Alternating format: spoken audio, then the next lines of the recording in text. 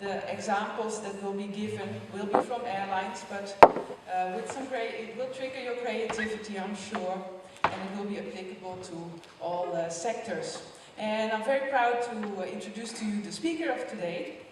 It's Mr. Steven Klimek. He's from a company called Simplifying, which started as a blog and is now a firm that's helping airlines and airports engage travelers and profit from that even. And so he's here to share with us his ideas about how to use mostly social media to tap into what your customers need. So please welcome Mr. Steven Klimek. Thank you guys. Thank you. Again, as Willie said, I'm more tied to airlines, so I hope that you can at least use this as inspiration because a lot of the principles are going to be the same, no matter what industry. And I lied a little bit about the title. I kind of thought it might be more applicable to do this thing that I'm calling 2 paradigm shifts in travel as a result of social media, and then 3 ways that we can drive results or customer engagement in light of those paradigm shifts. So, again, I'm Steve Klimek. With Simplifying, we actually just work with airlines and airports on social media strategy and that sort of thing. We, again, started as a blog, now we do a lot of speaking, we do some training with airlines and that sort of thing. We're actually incorporated in Singapore. I'm in Washington, D.C., that's where I'm from, but I'm never there. So you're more likely to find me on a plane. And this number, 257,000, that's actually, I tallied up the miles I've flown so far since this year began. That's like 414,000 kilometers, so kind of insane. I don't know, I just like it, so that's me. And I brought a couple of friends today, and I'm wondering if any of you guys recognize this guy, Christoph C. Yes. You do? Really? Okay, so some people know Christoph C. Maybe this guy Paul, if you've seen him around town. And then I have one other guy here, Eric. I couldn't get a good photo of Eric. Does anybody know why these people are on my presentation? Can anybody take a guess? All right, well, we'll come back to it. I didn't expect you guys to, but we'll come back to it at the end, so don't let me forget. So, I promised 2 paradigm shifts, and so the first one is that the cult is in. And what I mean by that, I'm not talking about any sort of, usually when you hear the word cult, it's sort of a negative connotation. I think of Texas or things like this that are in the news a few years ago. What I mean is capturing those people that have the ability to capture other people for you. So instead of chasing, 500,000 customers or clients, you chase, 50 that can then go out and chase the 500,000 for you. So, to give you an example, I'm arguing the new CRM, instead of customer relationship management, is now cult relationship management. So, for example, I work with Air New Zealand a lot, and I used to know I know a guy who used to be their pricing manager, and every time that he had to advertise a new fare or a new destination, he had to have a list of 500,000 people in their CRM system to distribute that to. And that's all well and good. You can do that just with a click of a button on an email. But imagine the effort that goes into capturing those 500,000 names. So this is what I mean by cult. So what Air New Zealand did is they launched this campaign with a guy named Rico. And has any of you guys seen this guy before? Has anybody? They're actually really funny. I'll show you one of the videos, and I apologize if it's a little inappropriate, but hopefully you can have a sense of humor.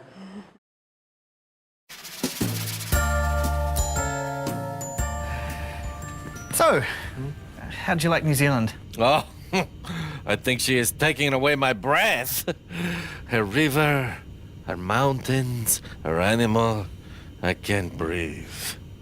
Oh, and I love her bush. It's amazing. Yeah, it's good you got to look around a bit. Yeah. So, where'd you go? I spend most of my time beating off the track in many places. Tasting pleasure, sir. Awesome. Thank you. This is alive. All we need now is a nice kiwi beach. Excuse me? Like lying around on a white sandy beach. Oh. You can feel her wind. She is blowing you.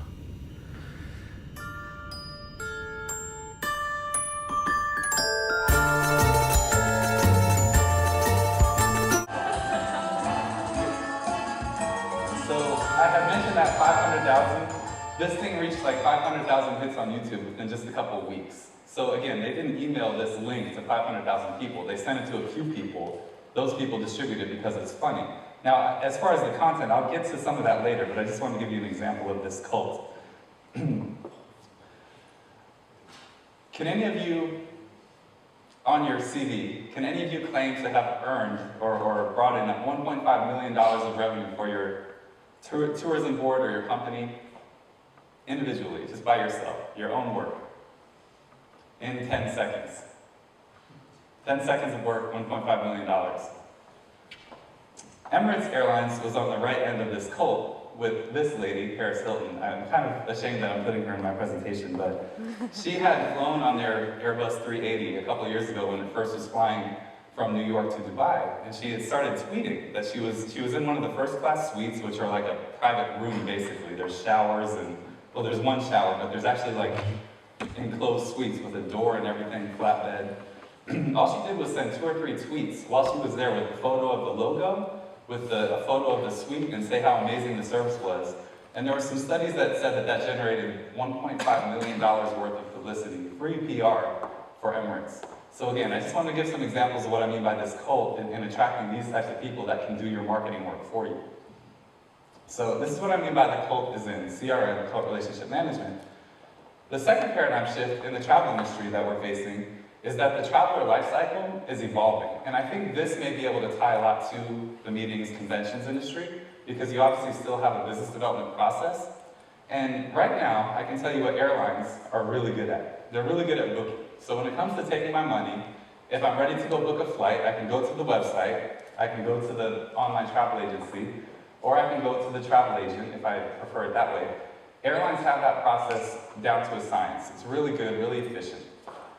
They're even better at traveling. So when I get to the airport, I know exactly where to go to check in, whether I'm economy or first class. I know exactly where to go to my gate. They know on board I might want a haircut. That's actually me in my less hair days, but anyway, it's supposed to go the other way. Generally speaking, airlines know what kind of food I want on board. If I'm a priority customer, they know that my bag should come out first, and I'm happy on my vacation. So unfortunately, in the travel industry, this is where the engagement tends to end. So they're booking, I pay for my ticket, and I fly my flight, and that's it. I might get an email, 3 months later from the CRM, customer relationship management system, that says, check out our new airfare or something like that. But as far as this particular journey, the engagement's done. The thing is, let me show you an example real quick. Another video, which most of you guys are probably familiar with this one.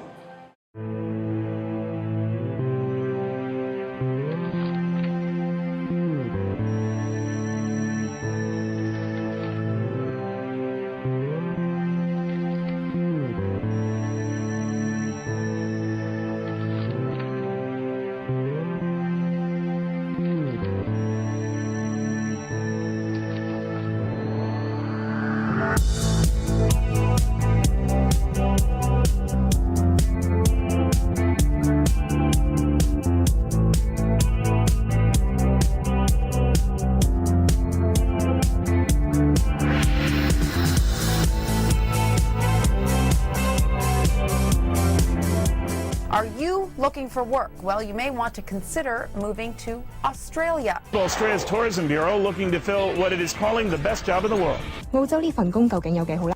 Trabajar en la paradisíaca. Could this be your new office? Hamilton Island, off the coast of Queensland, needs a caretaker. Duties include feeding ocean fish, cleaning a pool, and collecting deliveries of mail. It comes with a rent-free 3-bedroom villa with plunge pool. All this and a salary of about $8,800 a month.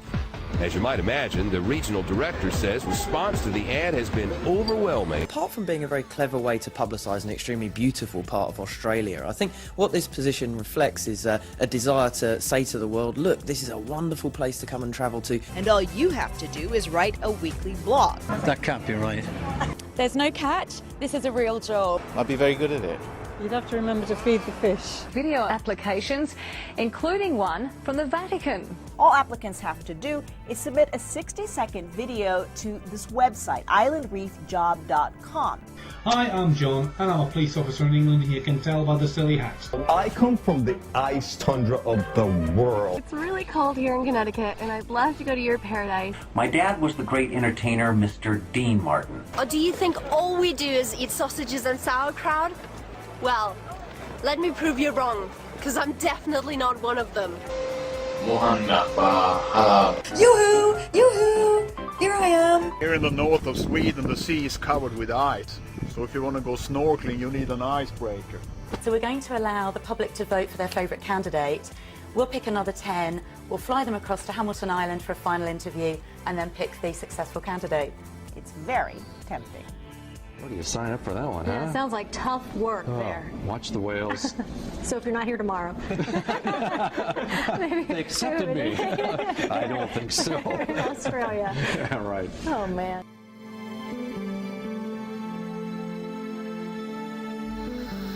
So this one obviously is related more to your industry. Did anybody actually apply for this? If your boss is not in the room, you can admit it. Nobody? Well, the reason that I wanted to show that is that 1.4 million people apply for this job, which involves collecting mail, cleaning fish tanks. And do you think that that's 1.4 million people's dream job around the world? Of course not. But what Hamilton Islands did is they instilled a dream in all those people that they wanted to see the Hamilton Islands. We want to visit the Hamilton Islands. And so what I'm arguing for the travel industry is that really your travel experience doesn't start when you go to the website to try to book a flight. It starts when you first get that idea that says, I want to go see the Hamilton Islands, I want to go see Germany, whatever it is. So it's part of the dream, is what I'm saying, is the beginning part of the travel life cycle. So I think that this, again, I think this might have a lot of application to your industry where you have to zoom out from your traditional business development mindset in terms of when it comes to negotiating a contract, and how can you inspire people to want to host a new kind of convention or that sort of thing. In the travel industry, it's about kind of inspiring people to want to travel to begin with. So just recently, my parents actually did a cruise to Alaska, which is supposed to be really beautiful, and I've never been. But we have a Labor Day holiday in the States. So in September, my parents' neighborhood, they do this kind of cookout, barbecue kind of thing. And my parents had started talking about it, and some of the neighbors heard, and there's a couple next door that's named Bill and Monica. And they first, Bill realized they have a 20th anniversary coming up. And so just by hearing my parents talk about this cruise, they already had this dream instilled in their mind. So of course, that's not just going to lead straight to a booking. Then they're going to start planning and validating this initial dream that they had. So this is where a lot of social media comes in. So in this case, Bill and Monica are going to go to Kayak or TripAdvisor or any one of the hundreds of sites out there that have a lot of customer-generated reviews and content about the Alaskan cruise. And so this is another stage of this travel development life cycle. Of course, after that, we're finally going to book, we're going to travel. But even then, that's not the end of it. I think the biggest thing where social media comes into play today is the sharing. So once I'm done with my trip, or even while I'm still in the middle of my trip, I'm actually tweeting live to the world. I'm putting up on Facebook exactly where I am and what I'm doing. I want to show off to everybody. Nobody's Facebook profile picture is your passport photo, just kind of staring there at the camera. It's, of course, you in front of the Leipzig station or something like this. But wherever you are, a lot of people, they want to kind of show that off. And just for proof of this, I actually caught somebody, if you're in the room, I apologize. This was this morning on one of the ICCA computers, and of course, they're Facebooking. And actually, they're showing photos or sharing photos from this event. So this is exactly what I was happy that I saw that, and I'm happy that my camera's pretty good, so I was able to catch it. So again, I apologize if that's a little stalkerish. But this is what I mean about the travel life cycle evolving. So again, the two paradigm shifts that I'm talking about, the fact that the cult is in, and that's what we want to capture, and the fact that the traveler life cycle is evolving. So, little break, calm down. All right, so how do we drive results from that? This is hopefully, again, this is my inspiration section. So I'm hoping that you guys can maybe take some of this and apply it to the conventions industry. Well, the first thing that we have to do is we have to help them dream and help them share, which are those two of the three additional parts of this life cycle that I had introduced earlier. So how do we do that? Well, some good examples I have. One is with Jetstar, an airline that's from Asia, Australia. And they actually have a microsite on their website from jetstar.com that's called Jetstar Stories. And what they do is actually give away a free trip every single day to the best submission. And all these submissions from their users of their site are basically stories about any of the destinations that Jetstar flies to. So this is what I mean about kind of inspiring a dream. Now, nobody dreams to go fly on an airline. They dream to go visit, Sydney or Melbourne or something like that. So what this is doing is it's using all of their actual customers and making them become advocates and inspire other people that they want to travel to these places that Jetstar flies to. And of course, it's a Jetstar branded site, so how easy it is to just happen to be able to book the flight on Jetstar. Hotel industry, this is IHG, Intercontinental Hotel Group. They have a program called Top Guest, where they actually give points just for, you can actually get your loyalty points, which ultimately can lead to free stays and upgrades and that sort of thing, just based on announcing your location to the world. So any of these social media sites, whether Facebook or Foursquare, Gowalla, in case you're not familiar with Foursquare, Gowalla, these are actually location-based sites where it picks up on my phone exactly where I am, and then I essentially check in virtually. So I announce to my whole social network that right now I'm in the CCL in Leipzig, and if I've actually checked in here more than anyone else, I'm the mayor. So it's kind of this online game thing, but it's huge. And what they're trying to do is reward people and incentivize people for sharing and announcing, hey, I'm in the Intercontinental in Frankfurt or wherever it might be. Anybody in here a member of SAS Euro Bonus? Very proud over there. Very proud. Well, I love this program, and what I love about it, I'm actually not a member because I've only flown on SAS once, so they don't fly so much to the States, but what I love about this program is if you are, as some of you in the room are familiar with, if you log into your page to see what your mileage balance is or points balance, it actually lays out a bunch of destinations that you're already eligible to fly to. So if you see, this is, again, part of this inspiring this dreaming. They're actually grouped into, it's a little blurry, but they're grouped into solo, romance, and family destinations, so depending on what kind of vacation you're looking for. The only problem I have with this one is they put Paris under solo, which is a little strange to me, but there you go, it's just one person. Well, actually, they have a contingency for that, so wait. So anyway, this is the basic page. Now, of course, not everybody travels as much as everyone in this room, so they're not all eligible to fly to all these places. So they actually have an opt-in where you can see destinations that you don't currently have a big enough balance to get to. But what it'll do is it'll tell you exactly how many miles or points you need to collect to get to Tokyo or whatever it is. And again, this is something that it's essentially creating a goal in the traveler's mind. And if my dream is to go to Tokyo, next time I go to book a flight, and maybe Scandinavian is $20, 20 euros more than the other airline, I might book it anyway because they've already got me dreaming about this free flight that I'm going to get to go to Tokyo. Another thing that I love about this program is when you click on any of those destinations that I showed you earlier, they actually source live reviews written by travelers through TripAdvisor. So this is stuff, it's not created by their marketing department. They didn't spend any money or marketing effort to write these destination profiles about Helsinki or wherever. They're getting it all for free, and people tend to trust things that are written by other travelers more than they trust, a marketing brochure. And lastly, it's not only the dreaming, it's the sharing. And they have a way where you can send a virtual postcard to any of your friends where you can say, hey, I have enough points to go to Helsinki, do you want to join me? Now, again, these are not just random people. These are your actual loyalty program members who can really become brand advocates for you. So I really like this program. KLM does a great job with social media as well. Is anybody in here there's a few people from the Netherlands. KLM actually has a team of, I think, 22 full-time employees on social media. So that just shows you the level of effort they put into it.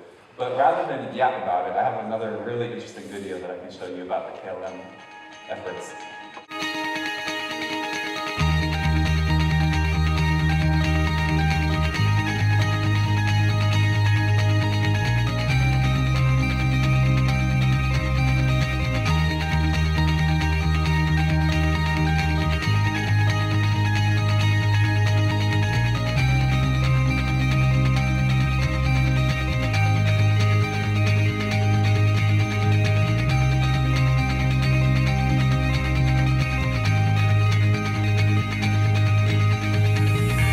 Welcome to KLM Surprise. Armed with our social media toolkit, our little experiment began. First job: find KLM passengers who had checked into their flight via one of KLM's Foursquare locations or left a message through Twitter. Second job: search their social profiles, get to know them in a discreet manner, to think of a personalized gift. Ja, dat is een goeie. Nothing fancy like a house or a sports car. Just small stuff. Carry-on size stuff. Third job, hunt them down and deliver the gift. Fourth job, F9, Abu Dhabi. repeat steps 1 and 2 until either success is achieved, boredom sets in, or blisters need to be treated. Abu Dhabi zat niet aan boord. Ik moest helemaal door de security heen en zo, maar die zit niet op die vlucht. Omdat zij een heel sportief iemand is en een weekend Rome gaat doen, dan is het misschien leuk als we haar zo'n Nike Plus bandje geven. Ja, wel heel leuk. Dan heb je dat niet nodig. Linda Bomhoff. 100% zeker dat het er is, want ze kreeg net een bericht, denk ik. We hoorden haar KLM zetten. Goedemiddag. Je liet ons weten via Twitter dat je met ons reist vandaag. Ja. Dus we hebben een kleinigheidje voor je gekocht. Nou, wat leuk. Om je een hele fijn weekend is het geloof ik, hè? Fijn weekend te wensen. En omdat je sportief bent kun je daar de afstand meten en hoe lang je erover doet. Hartstikke leuk. Maar Twitter al, die goed voor is. Ja, daar loopt hij. Hoe heet je? Pim. Gelukkig hebben we je gevonden. Ja. Hoi. Hoi.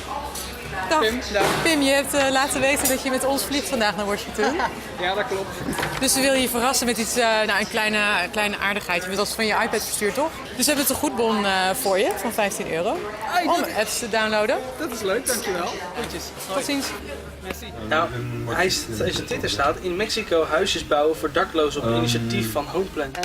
Dextro, pleisters, middelgam, of weet je, hoe heet dat spul van tegen... Ja.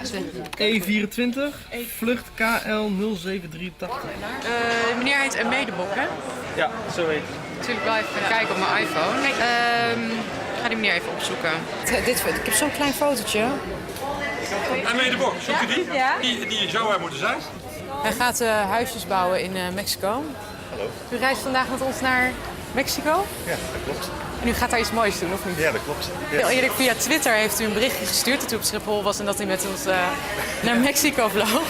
Alsjeblieft. Dankjewel. Voor wat energie en wat verzorging. Een hele fijne reis. Ja, bedankt. Een mooie reis. You are delayed in your flight. Immediate boarding, please, at gate B13. Hallo. U bent meneer Beudemans. Ja. Dag meneer Luisberg. Dat ben ik. Bent u mevrouw Bergen, mevrouw Sauenaar? Hallo. U gaat vandaag naar congres op zoek naar nieuwe verbindingen. Wat waarschijnlijk ook wel over social media gaat. Ja. U heeft vandaag via Twitter laten weten dat u met ons reist naar Cairo. Klopt. En dat vonden we in dat verband zo leuk dat we u een kleine verrassing willen aanbieden. Dus bij deze hopen dat u een hele fijne reis heeft. Het is een bioscoopbon voor de Social Network. Dat wil ik graag zien. We wensen u een hele fijne reis, een inspirerend congres. We kregen een berichtje van uw buurman en we dachten wat leuk, want hij zei, nou mijn buurvrouw is echt een voorbeeld, want ze is al een beetje op leeftijd en ze reizen nog zoveel. We hebben een klein cadeautje voor u en we hebben ervoor gezorgd dat u een stoel met extra beenruimte, Economy Comfort heet dat, voor u op de heen- en op de terugweg hebben geboekt. Dus dan zit u wat ruimer. Ik vind dit enorm fijn. Ja? Ja.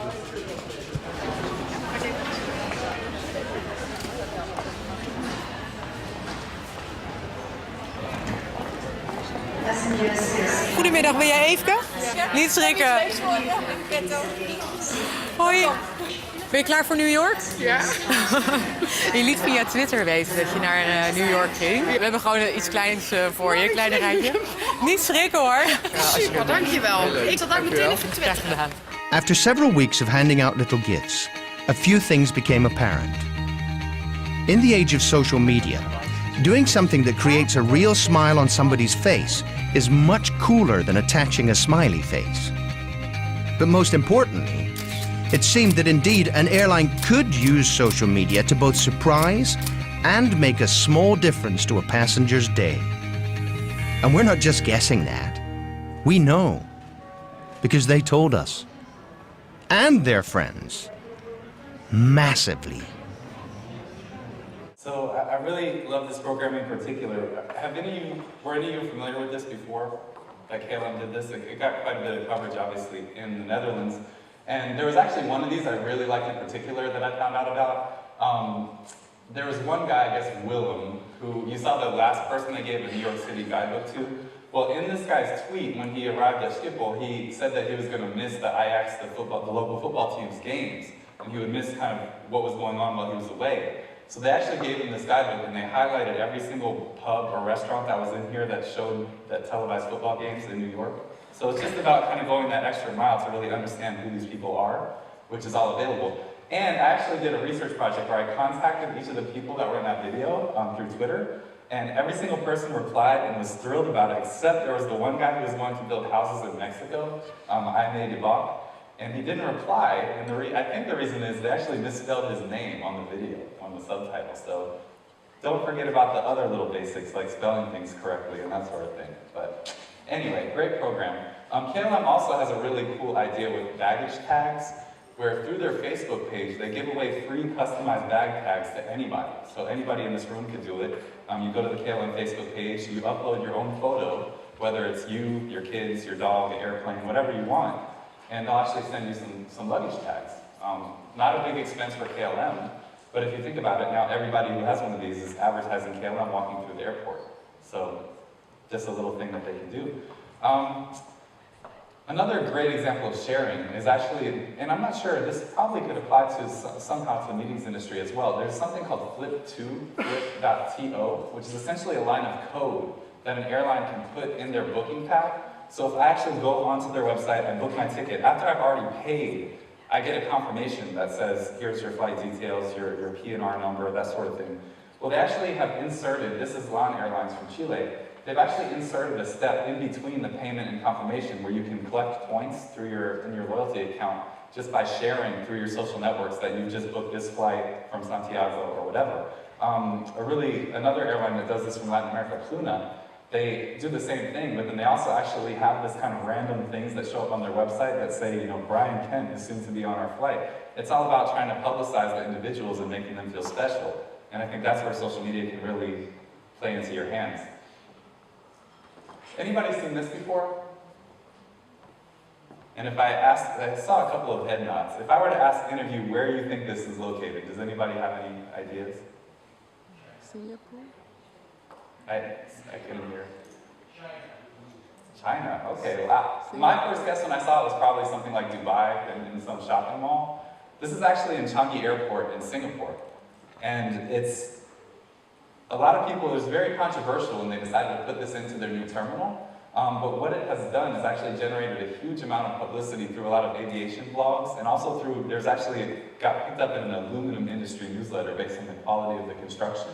But next time I'm flying from, KL to Los Angeles, and I have a choice to fly on Singapore Airlines or Cathay Pacific, say, maybe I'm going to go through Singapore Airlines so I can go see the slide. And this is actually for adults, and if you pay something like $5, you can slide down. Or if you spend $20 at any of the airport retails, they give you a voucher for this. So it's a little, kind of just disruptive, something different to create a memorable experience.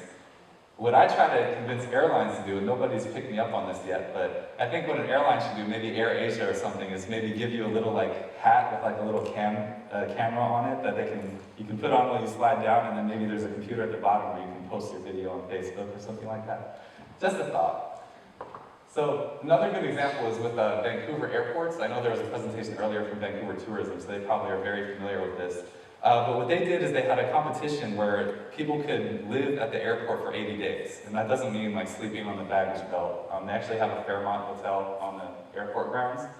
But the idea is that you win the contest, so you get to live at the airport for 80 days and essentially be a reporter and report everything behind the scenes of what goes on in the airport. And then this video is posted every single day. So I'll just show you one example from this campaign.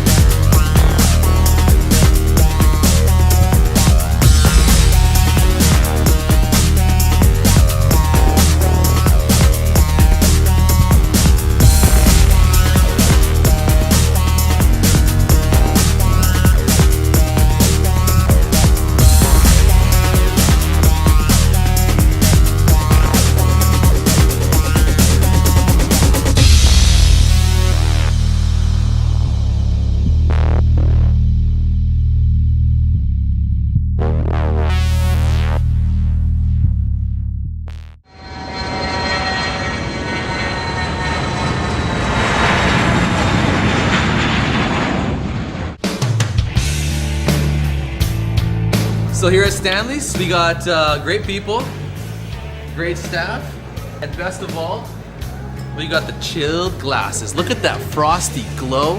Oh yeah, it's just begging for some beer. So what would you like, sir? I'll have a Heineken, please. You'll have a Heineken? Yes, please. How cold do you want that? Cold as you can get? We got that. Part of pouring beer is the finesse, and which I don't have, obviously. I'm terrible at pouring beer. He's giving you half a beer.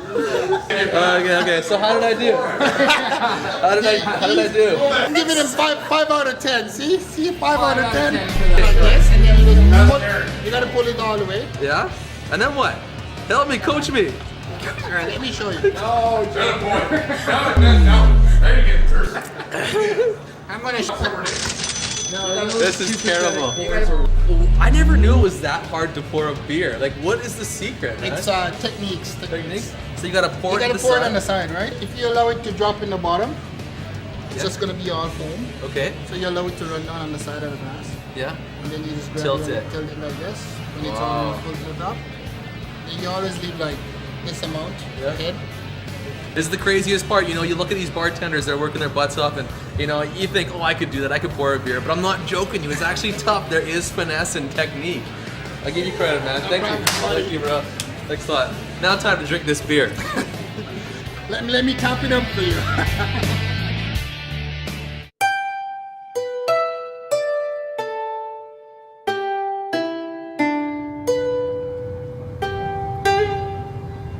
So everybody, I've been kidnapped in the middle of the night, and I'm here with David. Now, David, what plane am I on right now? This is an Airbus A330. In terms of Airbuses, is this one of the bigger ones or one of the smaller Airbuses? It's not a 380, the double two-story one. But for the Airbus twin-aisle, twin-engine airplane, this is the largest aircraft that Airbus manufactures. We've been servicing Vancouver for over 22 years now. Wow. Technology changes rapidly, and I believe that the comfort of air travel now, especially in a business class like we're in, is extremely comfortable. So I would have never expected the business class to have the fold-out beds or the chairs that convert to beds. I think that's really cool. And it's popular with traveling couples because there's a separation panel that separates, but you can sit and talk to someone. Yeah, like you can hold hands. You can hold hands. If we wanted to hold hands and want to just lay it back and we want to think about the good times we shared in life. That's it. But if we get in a fight, then I can go like this. That's true too, and we can lie right down. And Yeah. sit up. Was there an industry standard for leg room in business class? No, it varies from airline to airline. Okay. So we've taken out 6 seats to give this amount of room and comfort for our passengers. Wow. And you can sure feel it too. You could put two more people in this row here, facing us. We can play poker all night. Yeah. Let's just try this out here. I'm gonna sit right here. Yeah, like look at how much room this is, and this is us sitting apart, 2 full-grown men. And you're on the footstool. I'm on the footstool, yeah, and this is comfy. I would be happy flying the footstool. I don't mind that. I'll do it. You got lots of room to move your legs. Is it okay if I put my legs in the aisle here? So this would be interesting to see how this could apply to the meetings industry, but the idea is that in this case, the guy who won this competition is this guy named Jaeger. You don't have to have a Jaeger, but everybody has a story to tell. And this is about finding the story to tell, and then how you can publicize it. So this is my help you dream and share. Those are some of my examples. So the second thing we really want to do is, because the cult is in, so just to rewind, the first thing I'm saying as far as driving engagement is to help with the dreaming and sharing bit. Now, the second thing we need to do is this cult that I'm talking about, we have to go where they hang out. They're not going to come to us. So if we really want to drive results, we have to go where the cult hangs out. And what I mean by this is, generally speaking, people who are really influential on Twitter there's a certain ego that's involved to feel the need to tell everyone where you are at all times and what you're doing at all times. I myself am not a huge tweeter. I think it's more of a personality thing. But if you really want these people on your side, again, they have a certain ego that you have to cater to. So it's about kind of going and meeting them on their comfort zone. Have any of you guys been to Buenos Aires before? Okay, a couple people in the room. I actually haven't been, and most of this room hasn't been. And yet there's this cafe called Urban Station that now, after this presentation, everyone in the room has heard about. which says something about being innovative and getting your name out there.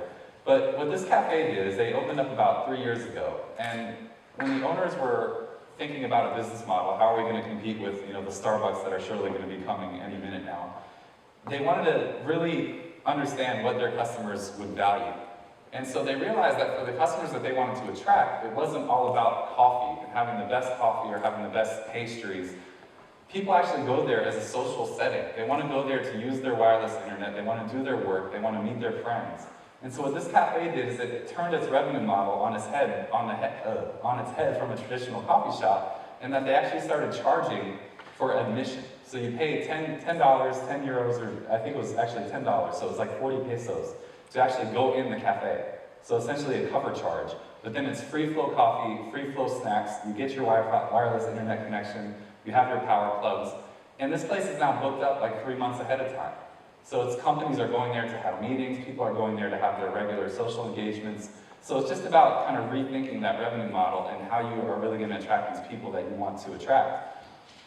Back to my industry, an obvious application for this is Facebook booking, which was actually kind of a controversial thing. Delta Airlines became the first airline about a year ago to launch a booking engine through Facebook. And so all this is their regular booking engine, which is just search for your flights, book your flights, and they just have it located on their Delta Facebook page, which it didn't really add necessarily any value in the sense that people don't go on Facebook to get things marketed to them. They go on Facebook to see what their friends are doing or, you know, find what your old ex-high school girlfriend is up to nowadays. But this is why people use Facebook. And so this is my concern about social media, is a lot of times I think a lot of companies are losing sight of the fact that if you're going to participate in these channels, you have to try to leverage why people are participating in those channels. And so a better example than Delta was with Malaysia Airlines, who took it one step further, and they have a program called MH Buddy, which, don't worry, it's opt-in, so it's not automatic that your data is out there. But if you book a flight through the MH Buddy application on Facebook, it will tell you if any of the people on your friends list are also on the same flight. It will tell you where they're seated. You can book the seat next to them, or you can book the seat away from them if you want to avoid them. But it's just, this is a great example of how Malaysia Airlines is leveraging participating in Facebook, but really understanding why people are on Facebook for the social interaction bit. Another good example is Alaska Airlines from the States. They have a thing called Flying Social, where it shows a visual depiction of a map with anybody on your friends list and actually where they're located, so Dallas or Los Angeles or wherever it is, and it'll show you the best available fare alongside their picture. So you can picture where your friends are, and then if you want to go visit them, you just click on their little picture and it'll tell you the best fare available. So this is another good example of really leveraging the social aspect of Facebook and offering something commercial through it, but still not losing sight of why people are on Facebook to begin with.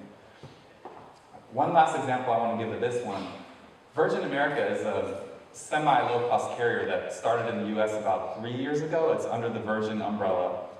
Well, they launched flights to Toronto last year from Los Angeles and San Francisco. And usually when airlines launch a new destination, they do invite, of course, a lot of media. You invite some key travel agents in that city. Well, they actually did most of their inviting for their inaugural gala when they launched Toronto through Twitter. And so there's actually a program called Clout, K-L-O-U-T, which measures someone's Twitter influence. I mean, this is very, very arbitrary. It's not like an exact science. But you actually, based on how many followers you have on Twitter or how many times your content gets retweeted, you actually get a score of influence.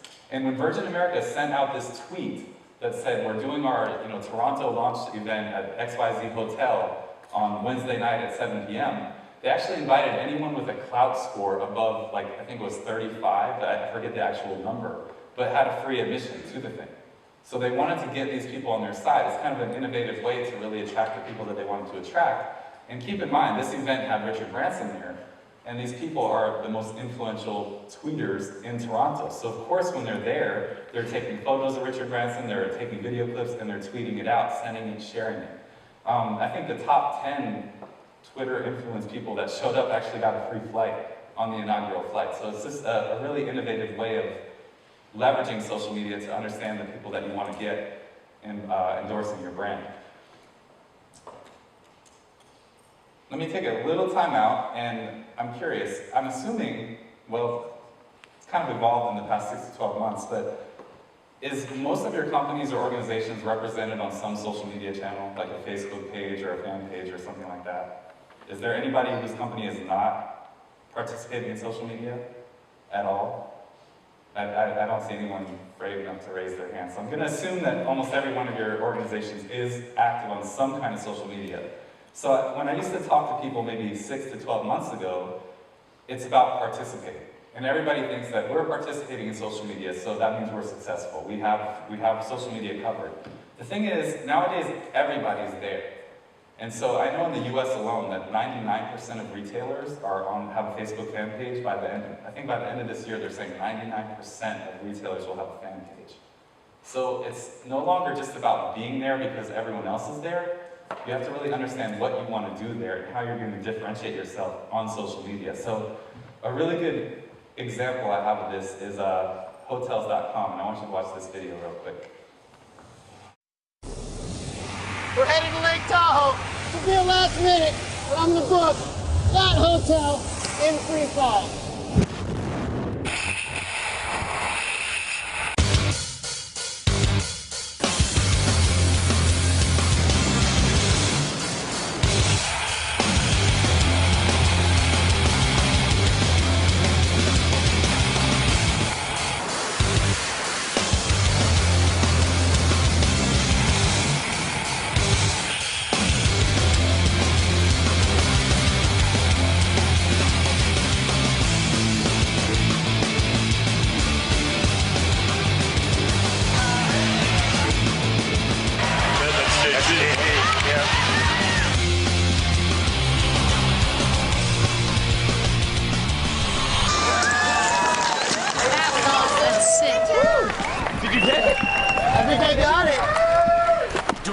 Reservation for Mr. J.T. Holmes, please. Woo!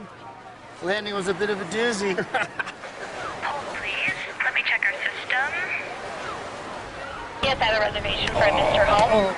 Oh, you got it? No way, we got it! Oh, yeah! Man, stuck that. I nailed it. So what I loved about this example is not on a down note, there's nowhere where it really says hotels.com, so you could easily watch that and have no idea who it's promoting. But Hotels.com, their big marketing pitch is that they're the fastest booking engine of all the hotel web booking sites. And so if you think about it, their goal is to promote speed. They want to say, we're the fastest, Hotels.com, fastest.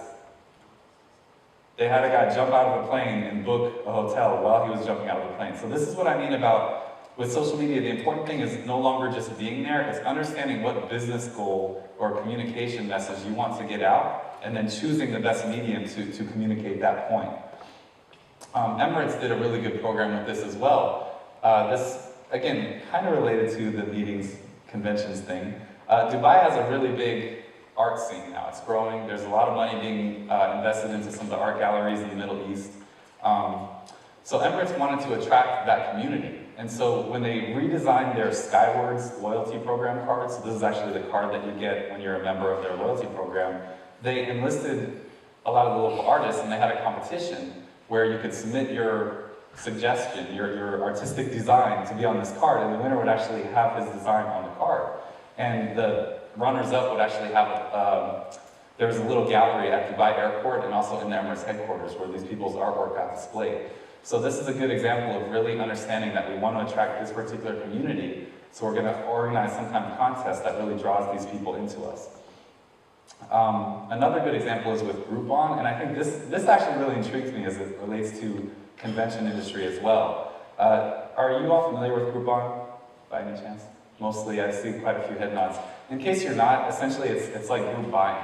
So you might offer something at half price with the idea that twice as many people are going to buy it. So, you know, it's a good thing to spike some sales. You have sales cycles that are a little slow or something like that. Delta Airlines did a really good job of this where they wanted to get more people into their Sky Club lounge, and they offered it at $22, even though it's usually a $50 value, which is kind of an arbitrary value because it's not something that's generally for sale. But they actually sold 863 of these things in one day. And so talk about getting people into your lounge. What's the incremental cost to them as far as admitting somebody into their lounge? Most of the people in there are not going to eat or drink $50 worth of food. So it's something that they did to really get people talking, get people sharing about, hey, the Delta Sky Club Lounge is really, really nice. Points.com is another good example of this, and it's essentially, most people, and I'm sure most of you in the room that travel a lot, you're not a member of one loyalty program. I think I'm a member of like 15 or something, but the average person actually has 6 different loyalty programs that you're a member of. So you might be a member of Lufthansa, United, and Sheraton, and Starwood, or something like this. Well, Points.com allows you to log in, and it basically consolidates all of your loyalty program memberships and tells you exactly what the balances you have in each in one central place. Well, US Airways started, this is where their people were hanging out, where their top dividend miles customers were hanging out online. So they started promoting a lot of their messages, their marketing communications through the Points.com message boards. So again, this is just one more example of kind of really going where the cult hangs out and engaging them on their turf. So lastly, the third point that I wanted to make is that I mentioned earlier about there's a certain ego involved with this cult that we want to attract. The other thing with them is that they're not going to stay in one place for too long. These are people who are first movers, first adopters, as far as whatever new technology is out there. So we really want to make sure we're not kind of stuck with the head in the sand, looking like this guy. I think we really want to make sure that we're changing along with the cult and understand where they're going and how they like to be engaged and what's changing and making sure that we're up to speed with that. So a good example I have, I know that there's at least one person from South Korea in the room. We have these, you've all seen these kind of zebra sidewalks, of course. Every city on earth has them. But how many of you, when you're actually crossing the street, are going to walk, you're heading that way, are going to actually walk here and then take a 90-degree right-hand turn, and then 90-degree right-hand turn? Of course not. If you actually watch people's behavior, they're kind of just doing a little angle like this, save a few steps. So look at the sidewalks in some parts of South Korea. It's a very simple concept, but just understanding, again, changing with people the way that they like to be engaged with. I'm pretty sure we have a lot of countries here in the room, and I'm pretty sure that everywhere kids hate eating carrots. Is that true? I don't know if you have kids. I don't have any kids yet, but I know that I used to hate anything that resembled a vegetable. There's a company in the US that started packaging these baby carrots like chips. So now all of a sudden it looks like Cheetos or something like this. And they had a spike in sales just basically on the packaging. Understanding that, kids don't think in terms of, a vegetable, they think in terms of some crazy cartoon on a colorful bag. So now back to airlines. As far as it relates to the airline industry, and this is where I'm not quite as comfortable with the tie between airlines and conventions on this particular example, but at least it kind of completes the educational bit about social media in terms of the dangers of it. With airlines, one big application that they can use social media for is crisis management. And it's every airline's #1 biggest fear is an accident, a crash, something like that. But this is where social media can have a huge, huge impact. And so last year there was a flight, American Airlines Flight 24, which was actually just going from San Francisco to New York, routine flight. They have about 10 a day. But there was a bomb threat on this flight. And so somebody had phoned in a bomb threat, and then, of course, it becomes a huge deal, and everyone's panicking. Well, what happened is they had to conduct an investigation. They took a bunch of bomb squad there. They started searching the plane. They had an FBI investigation. American Airlines, their PR department is kind of, imagine if you have a PR department, what they do in this situation. You can't really say anything definitively because there's an investigation going on. So you really don't know what's happening. However, people have these things, smartphones, and they're not all turned off when they're in the aircraft. And so while this was going on, these two people, one named Campbell McKellar and one named Jay Sears, were actually tweeting every 2 or 3 minutes about what's going on, essentially reporting live from this actual aircraft while there's investigators coming on. If you read some of them, it says, "Captain just asked for our patience." Captain says 6 law enforcement officials will board the plane and take us off 2 by 2. Locking restrooms, back left door open. These people were reporting live.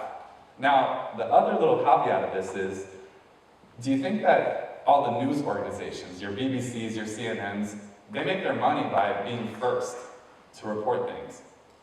They're not going to sit there and wait for American Airlines to have a conclusion of an investigation, a PR statement that's released. They're actually picking up these things live. So while this whole event was going on over the course of 1 or 2 hours, these two people became pretty much famous through CNN because they're actually being quoted as legitimate, credible sources of information. And so what American Airlines did, they were actually pretty aware. And so as soon as they caught wind that these people were starting to get some attention, they started engaging them. So they would actually send a tweet directly directly to them, hang in there, authorities are taking care of things. Thank you for sharing this information. Correct, this is never a hostage situation. Point being, American was actually aware of what was going on, and they made sure that they acknowledged these people to get them on their side. It's much better than being completely oblivious, in which case you have no control over the situation. And as a result, they had actually quite a bit of circulation about some positive messages that were circulated that were saying, you know, passengers will be rescreened. There was a lot of people that started taking the information that those two people on board and American were saying and then sharing it out with their social networks that basically took a panic situation and made everyone realize, look, it's very much under control. It was a false bomb threat, not a big deal. Everyone's going to be rebooked. So that was a really good example of American being aware of social media and understanding how they had to handle what could have been a pretty disastrous situation. This one was actually not so good. I won't show you the whole video, but has anybody heard of this Delta thing with the troops that came home from Afghanistan? I'm not sure about this part of the world, but check this out just for a few minutes. All right, one more time. Name is Staff Sergeant Frederick Ilker, United States Army. It's June 7th, Tuesday, approximately 7:15 a.m. Flying from Baltimore, Maryland on Delta Airlines flight 1625? Yeah. Yeah, 1625. From Baltimore to Atlanta, Georgia, on our way back to Fort Polk, Louisiana. Just returned from Afghanistan yesterday. We're on our way to Atlanta after an 18-hour layover. We had a little issue with the bags this morning, and I thought that I would let another soldier explain a little bit of what happened this morning. So, if you don't mind, there you go. All right, Sergeant, go ahead and explain what happened. My name's Staff Sergeant Robert O'Hare, and United States Army. We got to the airport this morning to start boarding the plane, get everything going, and we showed up and found out that we had too many bags. What do you mean? What do you mean too many bags? Well, we had 4 bags, but Delta Airline only allows 3 bags. Anything over 3 bags, you have to pay for it. Even though there's a contract between the United States government and Delta Airlines when returning from Afghanistan or on military orders, they're authorized up to 4 bags. So you're saying that our military travel orders authorized us to carry 4 bags, correct? Yes, that is correct. All right. So what happened to the soldiers that actually had 4 bags? We had actually ended up paying out of pocket our own money to allow that 4th bag to be taken on the plane. How much you pay? $200. All right, per bag. So how much did our unit ended up paying out of pocket? Over $2,800, and there's only 34 of us soldiers. So our unit paid over $2,800 for our 4th bag that our travel orders actually authorized. Yes, correct. All right, what was that 4th bag for you? For me, it was a weapons case holding my M4, 203 grenade launcher, and 9mm. The tools that I used to protect myself and Afghan citizens while I was deployed in the country. So you're telling me that you paid over $200 for your 4th bag that was actually your weapons? That is correct. All right, appreciate it. Thank you. No worries.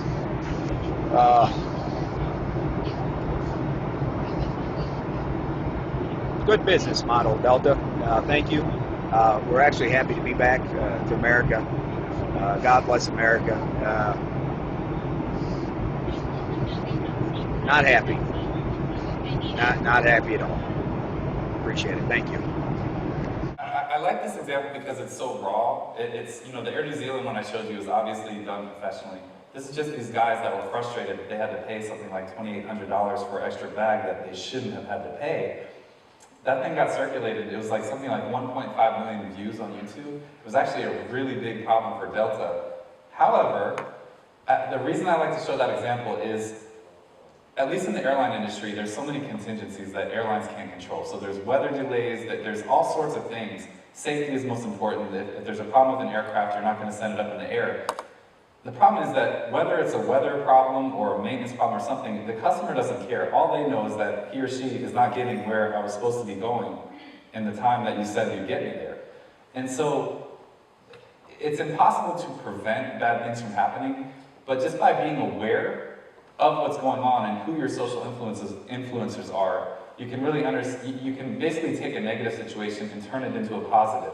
And in this case, Delta, after this happened, within 24 hours, they put up a very public response through their blog, which they also distributed through Twitter, through Facebook, through all of their online social presences. And they actually made very clear, we changed the policy, we refunded the money, we support our military, all this. And it actually turned into somewhat of a positive for Delta, just based on the fact that they really listened to these people and they made a very public response of it. An example that didn't go so well was with United, another US carrier, and watch this video to which they had no response. I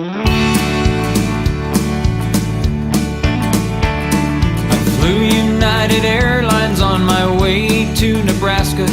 The plane departed Halifax, connecting in Chicago's O'Hare.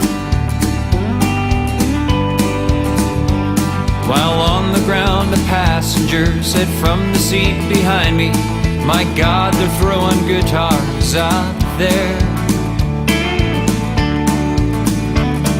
The band and I exchanged a look, best described as terror, at the action on the tarmac, and knowing whose projectiles these would be. So before I left Chicago, I alerted 3 employees who showed complete indifference towards me. United, United, you broke my Taylor guitar. United, United, some big help you are. You broke it, you should fix it. You're liable, just admit it. I should have flown with someone else or gone by car. 'Cause United breaks guitars. When we landed in Nebraska, I confirmed what I'd suspected. Mike Taylor had been the victim of a vicious act of malice at O'Hare. And so began a year-long saga of pass the buck, don't ask me, and I'm sorry, sir, your claim can go nowhere. So do all the airlines people from New York to New Delhi, including kind Miss Earlwig, who says the final word from them is no. I've heard all your excuses and I've chased your wild gooses, and this attitude of yours I say must go. United, United, you broke my Taylor guitar. United, United, some big help you are. You broke it, you should fix it. You're liable, just admit it. I should have flown with someone else or gone by car. 'Cause United breaks guitars. Well, I won't say that I'll never fly with you again, 'cause maybe to save the world I probably would, but that won't likely happen. And if it did, I wouldn't bring my luggage, 'cause you'd just go and break it into 1,000 pieces, just like you broke my heart when United breaks guitars. United, United,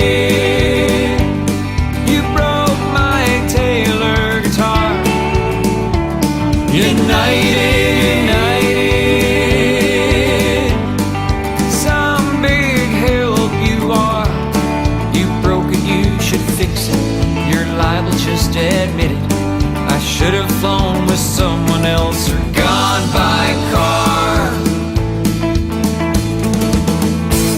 'Cause United breaks guitars.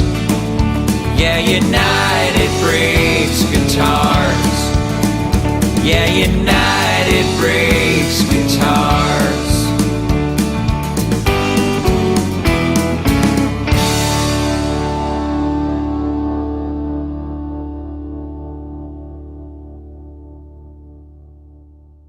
I'll stop it there because that song is like 5.5 minutes or something. But if you actually Google, any one of you that's online can do this. If you Google United Breaks Guitars, you'll see this video on YouTube. 11 million views. 11 million. And so if you don't think that that had a huge brand impact on United, that 11 million people now have this catchy song, and it will stay in your head. I guarantee there's going to be somebody in here at dinner that starts humming this song because it's kind of driving me crazy. But 11 million people that are now thinking, I probably don't want to check a bag with United because it's not going to be in one piece when I get it. United had no response. They weren't aware of it. They didn't make any sort of public response, and there was a study, again, these studies, the jury's kind of out on them. I'm a little skeptical of how you actually measure this down to an exact figure. But there was a study that I read that said that there was something like $180 million worth of brand damage to United Airlines. So again, this is just, my point being that you can't prevent a bag from being mishandled, but you can be aware of what people are saying about your brand and make sure that you can reach out to those people to mitigate the problem. This is one where I need a little volume. One more video that's actually pretty funny that I want to show you. I'm almost done with the videos.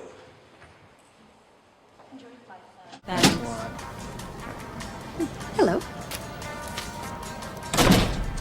Oh, I'm sorry. We're only boarding rows 9 and above right now. You'll have to wait. I'm in row 8. Please step aside, sir. It's just one row. Don't you think it's okay if I... We'll call your row momentarily. Step aside, sir.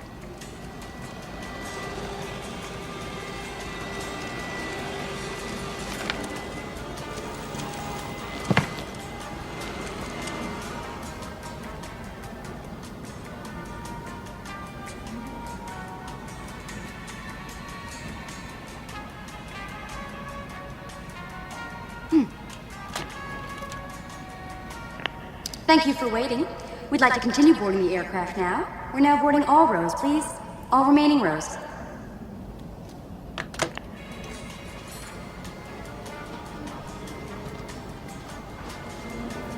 Hello.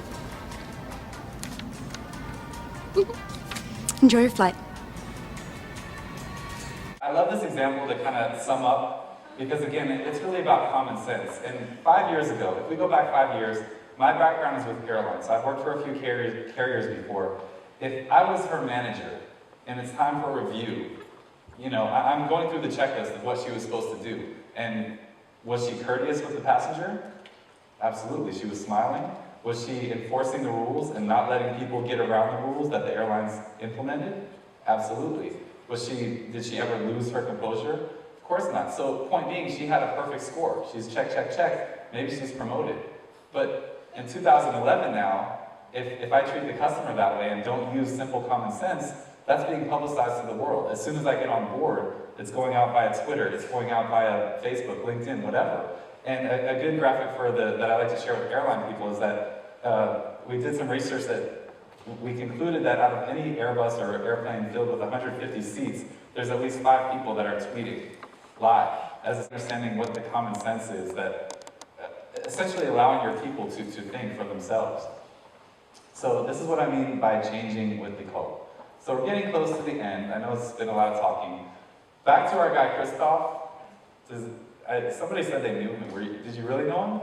Can you say who he is?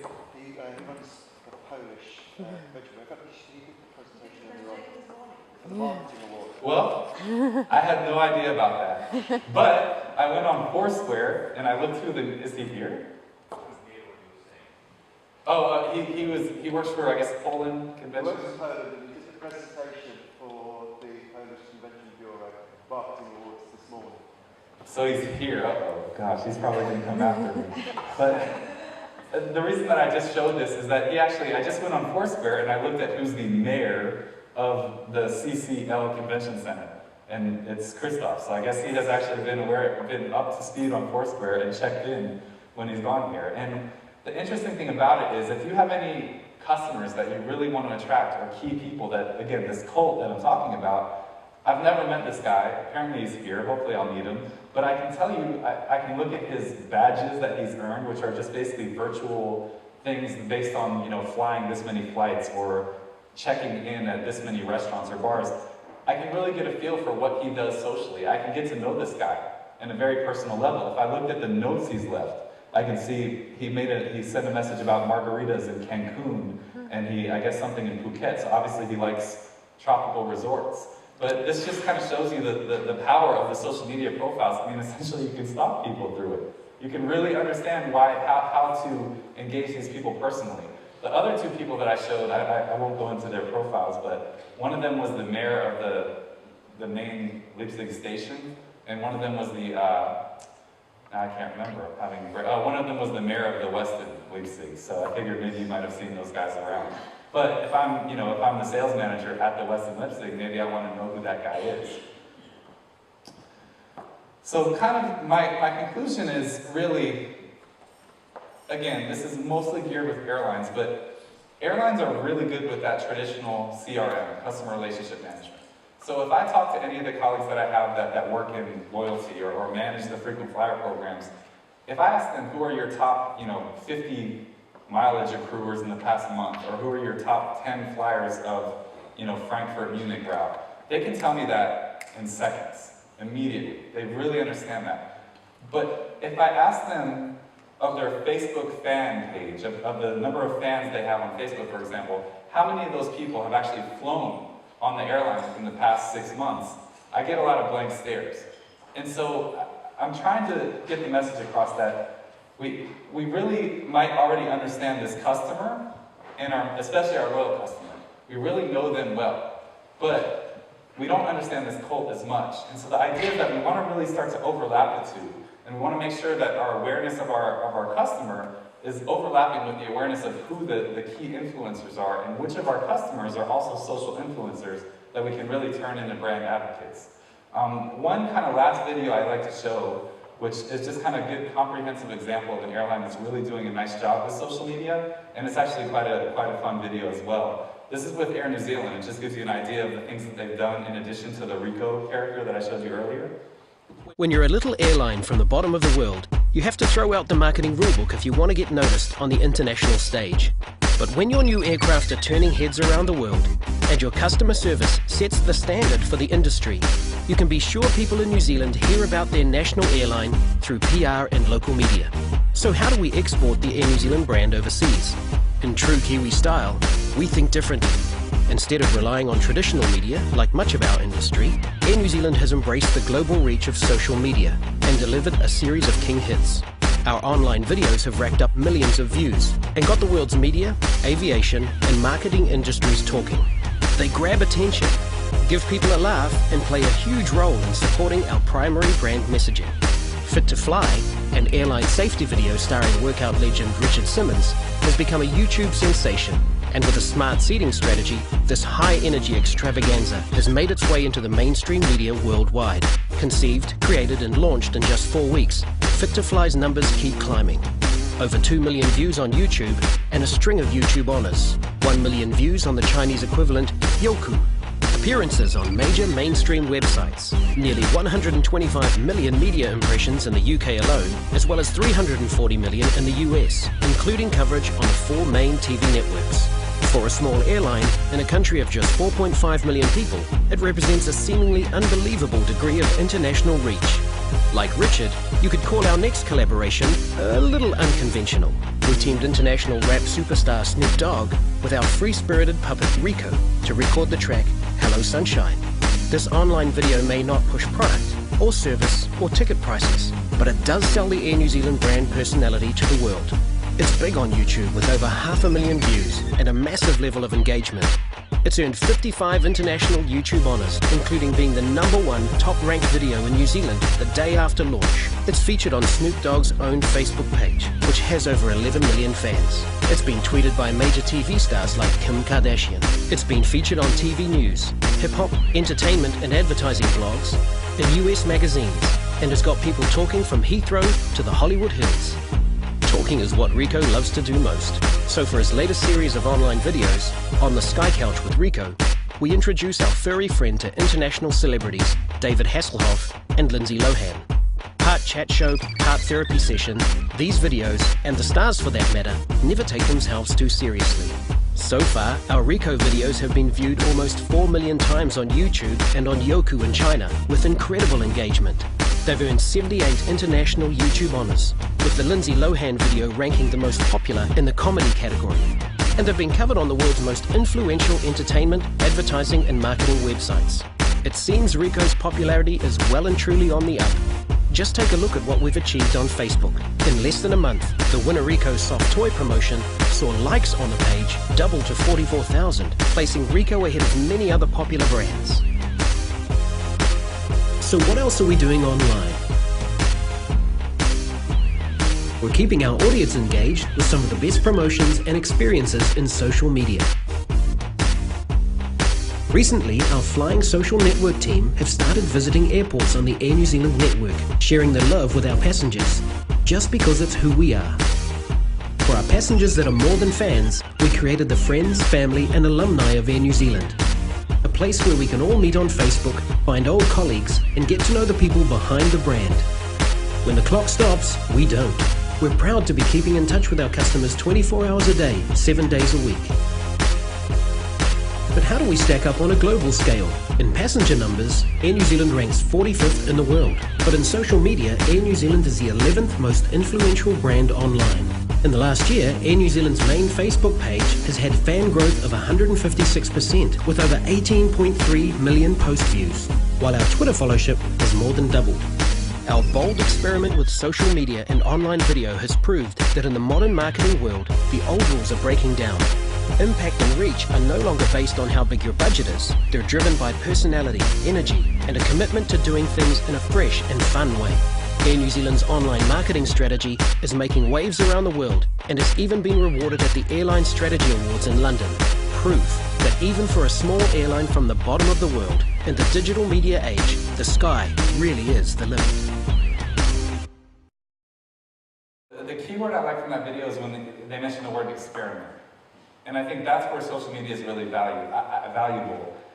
I really am not one to say that social media is all things to all people. I think, especially with the airline industry, I try to tell people it's okay not to be on social media. You don't have to be in every channel. But if you're going to participate in a channel, you really have to have the resources and attention to it. So for example, there are some airlines that just do not engage customers on a customer service level through social media, so they just won't do it. And that's okay. Whatever they did before must work for them. However, there are some airlines that are asking or essentially encouraging people to send a tweet if you're stuck at the airport with a misconnection flight or something like that. And the problem is that as of right now, I think the statistic is about 22% of tweets are actually responded to, of tweets directed to an airline. And if you think about that, can you imagine a call center where 22% of the phone calls are answered? It's the same idea. And so I think the idea is if you're going to participate in any of these channels, you really have to give adequate human resources to it so that it's not completely free. There's no free lunch. But the idea is with the experimentation, these Rico videos, for example, you're not paying the fee to be on CNN or on BBC. So that's where you're saving the money. You still have to produce the video. But the idea is you can experiment a lot more because if something doesn't get spread virally, it's not really a huge cost to you. So again, it's just really understanding what you want to use social media for and then making sure you're paying adequate attention to it. That's all I have for today. Again, I wish I knew more about the meetings industry, which I just don't know so much about it. I'm new to it. But hopefully, I'd love to answer any questions, or if you go to our blog, you can see some interesting stuff and statistics. And I'd like to open the floor to questions. And I'll be here all day also today and tomorrow, so you can grab me.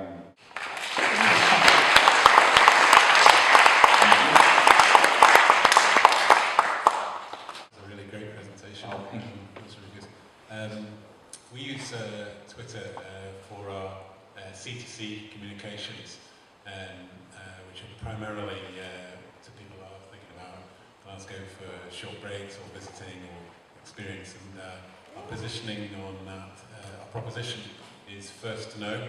So effectively, we constantly are looking for information and then these breaking news. So we're followed by media, etc.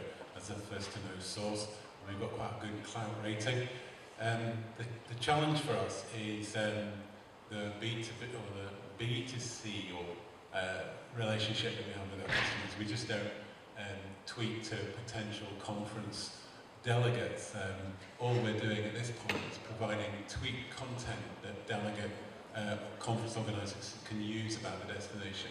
But we haven't actually cracked the point where we're in a position where we would use our See Glasgow to tweet to conference delegates, because it's a very different audience for us. What would be your kind of recommendation to us? Well, I think again, I'm not 100% familiar with how you engage your end users now, the actual delegates. But I would just say if there are any that are really key for you, that have more influence than others, so whether it's people that are making decisions about sending a big contingent to the conference or things like that. I mean, realistically, we can't all sit here 24 hours a day monitoring our Twitter feed. Nobody wants to do that. I certainly wouldn't want to do that. You have to have your weekend, you have to have your evenings.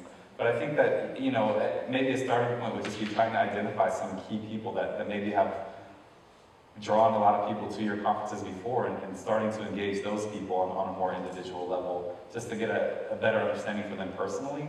I think I'm actually glad you mentioned the B2B thing that you mentioned, because I think for me, I'm more focused, a lot of these examples are more B2C, and I think that intuitively that makes more sense as far as, you know, an airline, for example.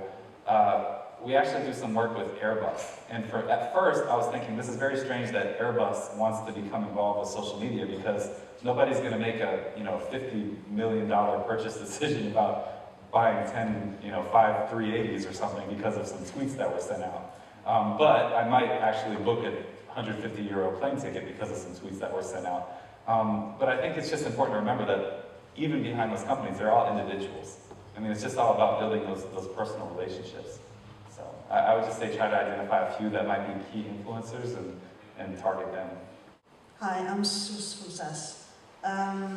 We have I think all the airlines that are actually with ICCA are here today because this is the only session that actually has something to do with our sector. But I think we all have individually good social media strategies within our airlines, but we all have the same challenge on being the convention, the meeting market specialist, that the B2B part is very hard to get on. And would you recommend that to be a part of our general social media strategy within the company, or should we build up something separately? I really think it's difficult to get a grab on that. You're talking about the conventions business? Yes, as us from as airlines actually going out to, well, you can actually, we have two target groups. We have the B2B, which is to the conference organizer that would like to sign up with us. And of course we also have to the delegates that are actually going to hopefully travel on us when they go to the conventions. Well, I think as far as reaching out to delegates, I mean, again, there are cases where you can generate demand from the bottom, where they can actually influence the people making the decisions, but I definitely think that it should be part of your strategy if you are involved with social media, but I'm a little leery about having too many different approaches to how you do it. I think it's important to have really one identity through social media, and so I think that the most successful examples I've seen, they have some consistency. So whether I use social media to handle customer service issues or whether I just want to promote, a fair sale, there are some consistencies with how I'm approaching the market. I think one good example that I have is that some companies have, I guess someone like me, for example, I work independently for now, and I have a Twitter handle that's called Airticulate, which is, a blog that I had started a few years ago. And I also actually, when I first signed up for Twitter, my Twitter name was just my name, @Stephen Clement. And so a lot of people have advised me that know more about this field than I do, that have said it's really important that you don't have two Twitter handles, actually. you know, at first I was thinking, okay, I'll use Airticulate to do stuff about the airline industry, and I'll do Stephen Clement to say, oh, well, I'm really upset with this hamburger that I ate, or something like that. But a lot of people that worked in this field professionally before I did were really adamant that you should only have one identity, because you're only one person. And so I think that it's just, whatever you do, it's important just to be consistent with it. Thank you. Yeah, going back to what you just said about the Airbus using social media and how you found it a bit, not weird, I can't remember the word you said, but in a way that's my doubt. You know, who's going to make a business decision worth lots of money based on Twitter and Facebook? So yeah, I was wondering, do you have more information on that particular example, or why do they do it? Did they get anything out of it? Well, with Airbus, we're actually just starting to work with them, and they are going forward with a strategy. And I think it's more, they're using it more as a relationship tool. So really just understanding that, again, even these decision makers, that they are people. They're not just some faceless company. And so I think that it's really just more about, for them, it's really more about just building those personal relationships and really understanding your customer better. And anybody in sales, as you know, it's all about listening and understanding who you're selling to, which makes it a lot more effective how you're going to tailor your sales pitch. So I think for now, I can keep in touch with you and tell you more as this unfolds. But for now, I think that's kind of the angle we're really pushing at. So it's like an extra thing they do just to... Yeah, more or less. I mean, because again, it's not, people aren't going to make an impulse purchase of an They're not hoping to make a profit or anything. Right. Not at the moment, but that's kind of, we're just starting to work with them. So actually, I can keep you posted with how that unfolds. Thank you very much for your attention. I hope it was